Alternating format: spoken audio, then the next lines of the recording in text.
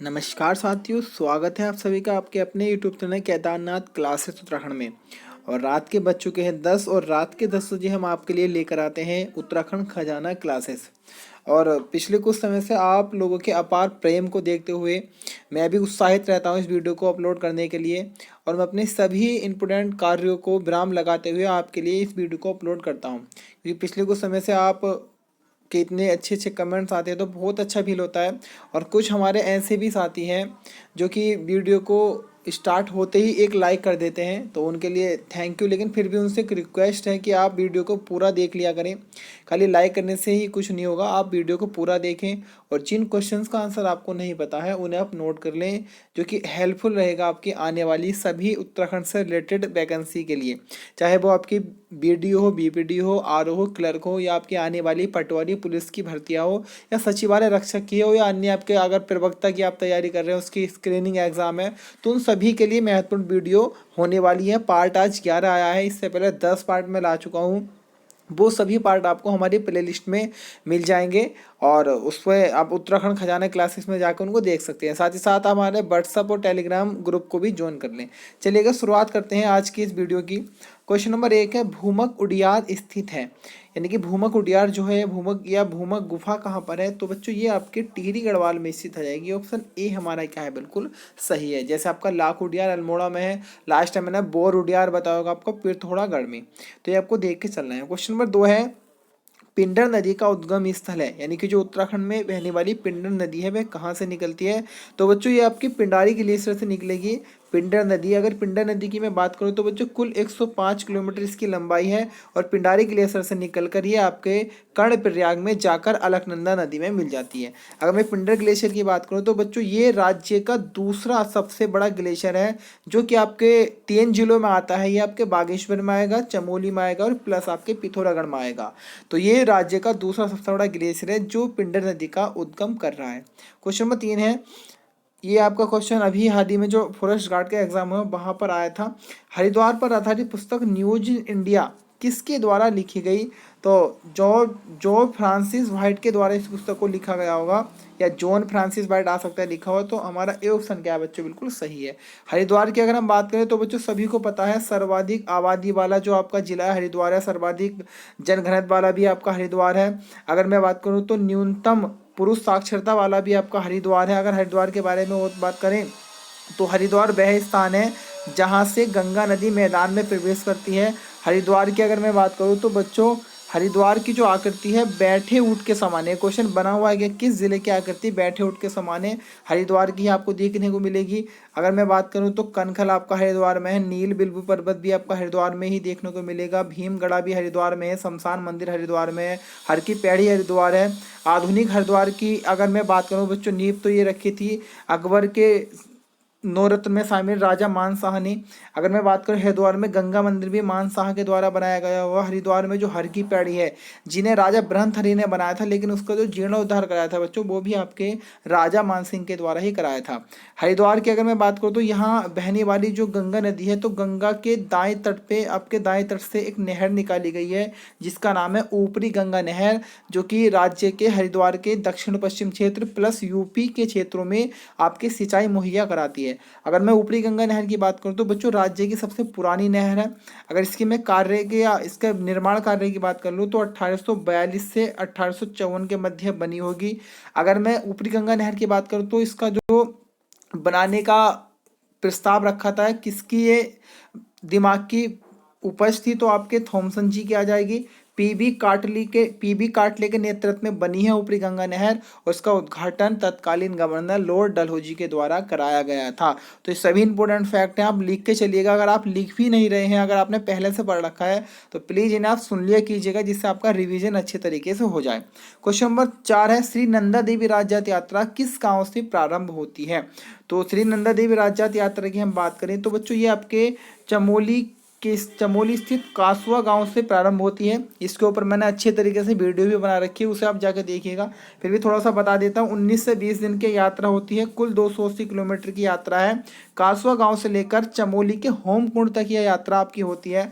इसका अलग अलग सीखा आपके बिंदु आएंगे, जैसे 10वां बिंदु है 10वां पड़ाव, जब नंदा देवी राज जात यात्रा का आता है तो वहाँ से कुमाऊं के लोग शामिल हो जाते हैं। अगर मैं और बात करूँ तो जो एक बाढ़ गांव है जो कि इस यात्रा का अंतिम गांव है, उससे आगे बन्ही बन देखने को मिलते हैं, वहीं से आपके लाटू देवता भी शामिल होंगे। तो बहुत सारे इंपॉर्टेंट फैक्ट है, वीडियो काफ़ी लंबी हो जाती है तो आप उस वीडियो को जाकर देखिएगा, वहाँ सारे फैक्ट आपको मिल जाएंगे। क्वेश्चन नंबर 5 है, राज्य में कौन सी जनजाति भूमसेन देवता की पूजा करती है।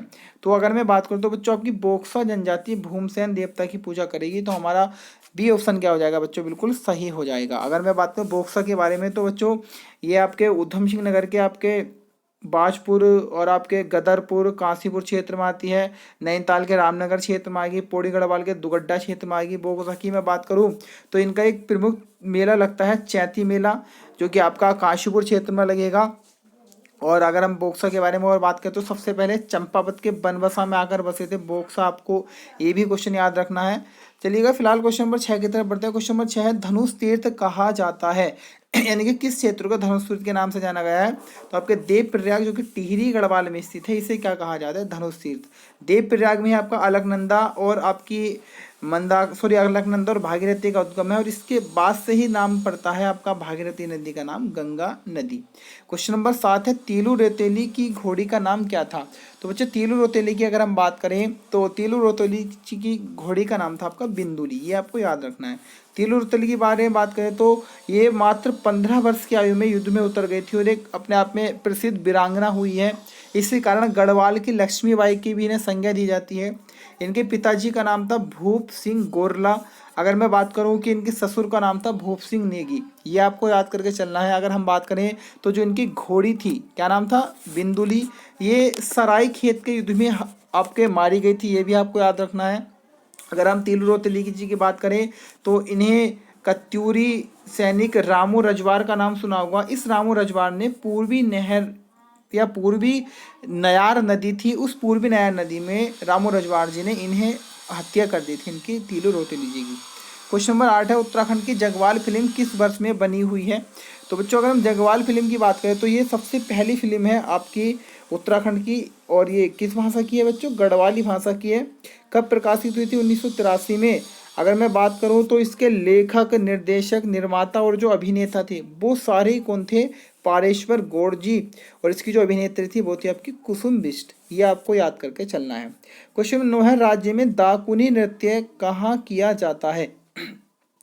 तो बच्चे दाकुनी नृत्य की हम बात करें तो ये आपका जिला चमोली में किया जाएगा। हमारा बी ऑप्शन क्या है बच्चों, बिल्कुल सही हो जाएगा, दाकुनी नृत्य चमोली। क्वेश्चन नंबर 11 है 10 है, स्वर्णलता ताल का पुराना नाम क्या है।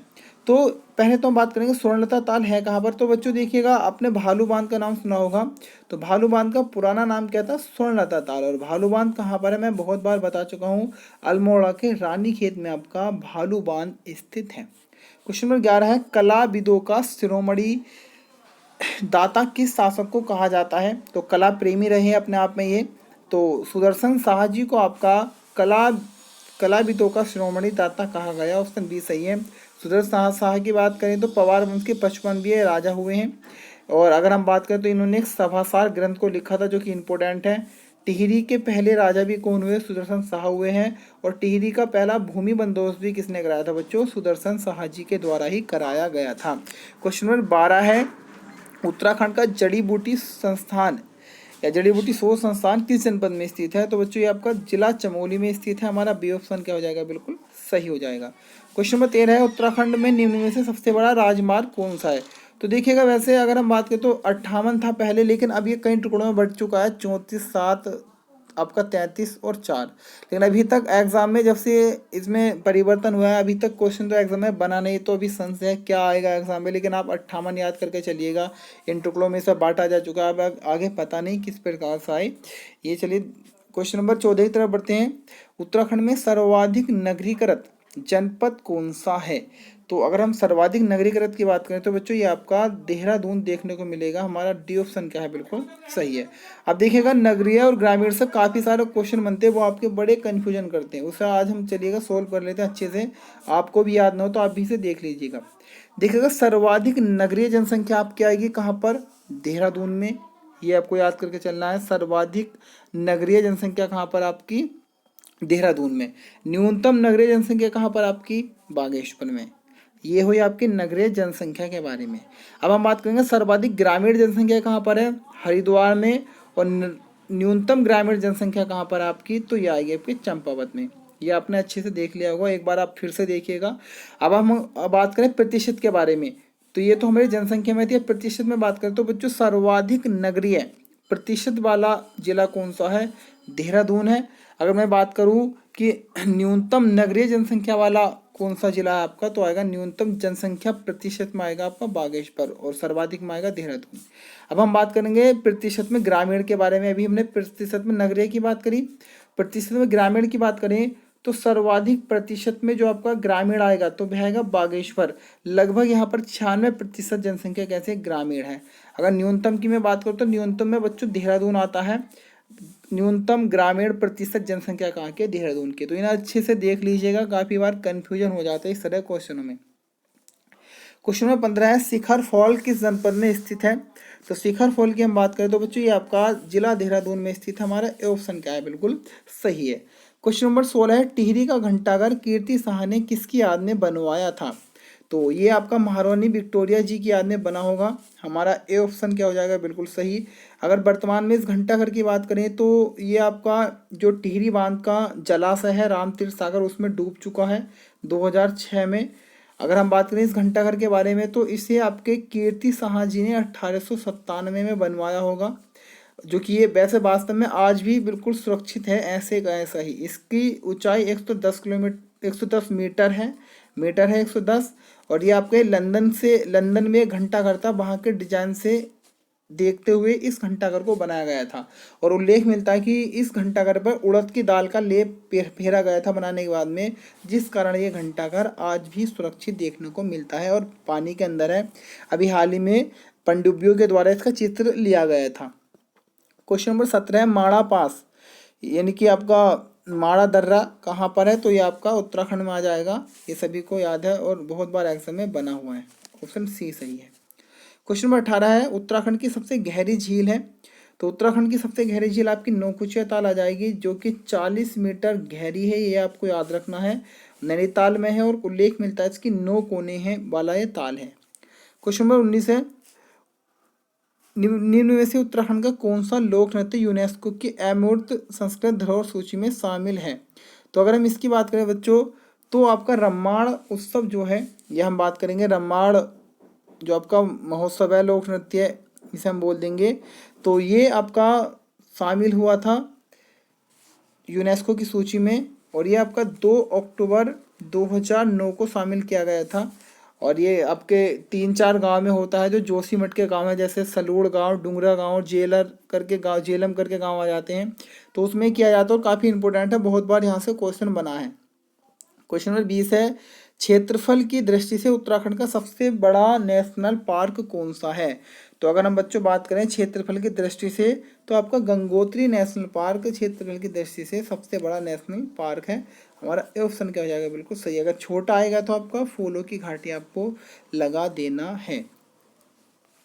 क्वेश्चन नंबर 21 है, गैंडा सिंह किस चंद शासक का सेनापति था। तो बच्चों अगर हम गैंडा सिंह की बात करें तो ये आपका चंद शासक लक्ष्मी चंद का क्या था, सेनापति था। इसी प्रकार से अगर हम बात करें तो आपका कालू तड़ागी आता है, जो कि सोमचंद जी का था। सोन खड़ायत आता है, जो कि आपका बीरचंद जी का था। अगर मैं बात करूं नीलू कठियात आता है, जो कि आपका गरुड़ ज्ञानचंद जी का था। अगर मैं बात करूं तो एक शिवदेव जोशी करके भी आ जाते हैं, जो कि आपके कल्याण चंद चतुर्थ के थे। और अगर हम और बात करें पुरुषोत्तम पंत आ जाते हैं, जो कि आपके रुद्रचंद के थे। ये सब इम्पोर्टेंट है, एग्जाम में यहाँ से क्वेश्चन बनते हैं और बनते रहेंगे आगे को भी, तो ऐसे क्वेश्चन नोट कर लीजिएगा। क्वेश्चन नंबर 23 है, गोलू देवता द गॉड ऑफ जस्टिस पुस्तक के लेखक कौन है। तो इस पुस्तक के जो आपके लेखक है वे हैं CM अग्रवाल जी। तो ये आपको देख के चलना है सीएम अग्रवाल जी। सीएम अग्रवाल जी ने ही हिस्ट्री ऑफ कुमाऊं पुस्तक को लिखा है। History of Kumaon CM Agrawal, ये आपको देख के चलना है। अगर हम बात करें तो गोलू देवता को न्याय के देवता भी माना गया, और इनका उद्गम कहाँ से माना जाता है? उद्भव चंपावत से इनका उद्भव माना गया है। क्वेश्चन नंबर 24 है सप्त सिंधु देश। देखिएगा एक होता है सप्त सैंधा प्रदेश, तो वो आपका कहा जाता है पंजाब को। यहाँ पर है सप्त सिंधु देश। सप्त का प्रयोग किसके लिए किया गया है? तो प्रयोग किया गया आपके गढ़वाल के लिए। तो बच्चों ए ऑप्शन क्या हो जाएगा हमारा? बिल्कुल सही हो जाएगा। क्वेश्चन नंबर 25 है रथी देवता का मंदिर स्थित है, यानी कि किस जिले में आपका रथी देवता का मंदिर है? तो जो टिहरी गढ़वाल जिला में आपका रथी देवता का मंदिर स्थित है। ए ऑप्शन क्या है हमारा? बिल्कुल सही है।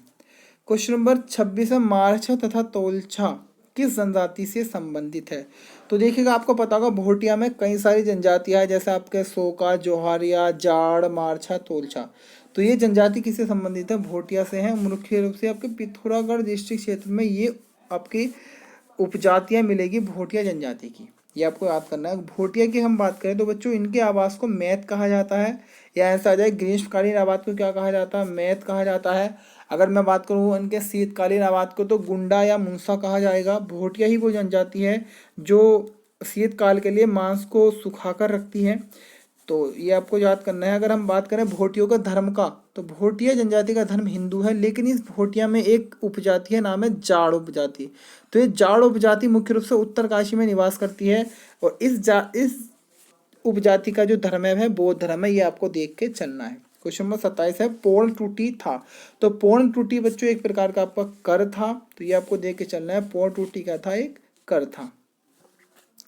क्वेश्चन नंबर 28 है निम्नलिखित में से कौन सा ताल उत्तराखंड के रहस्य ताल के लिए नाम से जाना जाता है? तो काफ़ी बहुत बार क्वेश्चन आ चुका है, इजी क्वेश्चन है। चमोली स्थित रूप कुंड को आपके रहस्यमयी ताल के नाम से जाना गया, और नर कंकाल यहाँ देखने को मिले हैं। काफ़ी ईजी क्वेश्चन है। क्वेश्चन नंबर 29 है हिमालय गजेटियर पुस्तक के लेखक कौन हैं? तो ये EFT एटकिंसन जी आ जाएंगे हिमालय गजेटियर के लेखक। आपका बी ऑप्शन क्या हो जाएगा बच्चों? बिल्कुल सही हो जाएगा। क्वेश्चन नंबर 30 है सन 2011 के अनुसार उत्तराखंड का जनसंख्या घनत्व कितना है? तो उत्तराखंड का जनसंख्या घनत्व आपका 189 आ जाएगा। ये आपको देख के चलना है। अगर हम बात करें बच्चों कि सर्वाधिक जनघनत्व किस जिले का है? हरिद्वार का है। न्यूनतम आ जाएगा बच्चों तो आपका अल्मोड़ा आ जाएगा। क्वेश्चन नंबर 31 है चिपको आंदोलन किसकी सुरक्षा के लिए था? तो रेणी गांव के गौरा देवी द्वारा चलाया गया आंदोलन आपके वनों की सुरक्षा के लिए था। तो बच्चों ऑप्शन क्या हो जाएगा हमारा? बी ऑप्शन बिल्कुल सही हो जाएगा, वनों से संबंधित था। क्वेश्चन नंबर 32 है उत्तराखंड का सबसे बड़ा हिमनद है। तो उत्तराखंड का सबसे बड़ा हिमनद या हिप्राममक भी हम बोल देंगे, या ग्लेशियर बोल देंगे। तो ये आपका गंगोत्री, उत्तरकाशी स्थित गंगोत्री जो ग्लेशियर है, यह उत्तराखंड का सबसे बड़ा हिमनद ग्लेशियर या हिप्राममक है। तो ऑप्शन सी क्या हो जाएगा हमारा? सही हो जाएगा। क्वेश्चन नंबर 33 है किस वर्ष में यूनेस्को द्वारा नंदा देवी बायोस्फीयर रिजर्व को वैश्विक धरोहर स्थल घोषित किया गया? तो यह आपका किया गया था 1988 ईस्वी में। तो हमारा डी ऑप्शन क्या हो जाएगा बच्चों? बिल्कुल सही हो जाएगा। अगर हम बात करें 1988 में, तो सोवन सिंह जीना ने उत्तरांचल उत्थान परिषद का जो गठन किया होगा वो भी कब किया था? 1988 में ही किया था। क्वेश्चन नंबर 34 है निम्नांकित में से कौन स्वतंत्रता सेनानी नहीं था? तो आपके गौरा देवी जी जो थी स्वतंत्रता सेनानी नहीं थी। तो हमारा ए ऑप्शन क्या हो जाएगा बच्चों? बिल्कुल सही हो जाएगा। क्वेश्चन नंबर 35 है उत्तराखंड के अतरौली नामक स्थान पर किस त्योहार के दिन शिव मेला लगता है? तो रामनवमी या रामनवमी के दिन और अतरौली नामक स्थान पर त्योहार के दिन शिव मेला लगता है। हमारा ए ऑप्शन क्या हो जाएगा? बिल्कुल सही था। तो ये थी आज की हमारी वीडियो। इसमें हमने कुल 35 प्रश्नों को करा, साथ ही साथ हमने लगभग 20 से 25 एक्स्ट्रा क्वेश्चनों को भी किया है। कैसी आपको ये वीडियो लग रही है, कैसी आपको सीरीज लग रही है, आपने कमेंट्स करते रहिएगा। साथ ही साथ जितने भी आपके साथी हैं उन्हें शेयर कीजिएगा, वीडियो को लाइक कीजिएगा, और अधिक से अधिक हमारे चैनल को दूर तक फैलाइएगा, और जिससे कि इसमें अधिक से अधिक छात्र जुड़ सकें और मैं और अच्छे से अच्छा प्रयास कर सकूं आपके लिए, जो कि आपकी आगामी परीक्षाओं के लिए बेनिफिट हो या आपके लिए काफ़ी लाभदायक हो। आज के लिए इतना ही, मिलेंगे कल फिर इसी समय